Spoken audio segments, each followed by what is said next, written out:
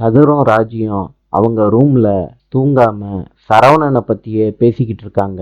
ராஜி சொல்றாங்க, கதிரு, மயிலக்கா வேற ஒரு விஷயத்துல பொய் சொல்லியிருக்காங்க. கதிரு கேக்குறாரு, என்ன பொய்? ராஜி, மயிலக்காவோட 7-8 பவுன்ல இருக்கிறது தான் தங்கம், மற்றதெல்லாம் தங்கம் கிடையாதுன்னு கதிர்கிட்ட சொல்றாங்க. கதிரு கேக்குறாரு, நீ என்ன சொல்றன்னு எனக்கு புரியல ராஜி. கதிரு, 80 பவுனு நகை போடுறதா மயிலக்கா வீட்டில் சொன்னாங்கல்ல, அதுல 7 பவுனை தவிர மற்றதெல்லாம் கவரிங் நகையை போட்டு தான் மயிலக்காவை கல்யாணம் பண்ணி வச்சிருக்காங்க. ராஜி நடந்ததெல்லாம் கதிர்கிட்ட சொல்றாங்க. கதிரு கேட்குறாரு, ராஜி, இந்த நகை விஷயம் அண்ணனுக்கு தெரியுமா? என்னங்க, தெரியாதுன்னு தான் நினைக்கிறேன். கதிரு சொல்றாரு, ராஜி, நடக்கிறத பார்த்தா அண்ணனோட வாழ்க்கை எப்படி சரியாகும்னு தெரியல. எங்க அண்ணன் ரொம்ப பாவம். ராஜியும் கதிரும் மீனாவோட அப்பார்ட்மெண்ட்ஸுக்கு போறாங்க.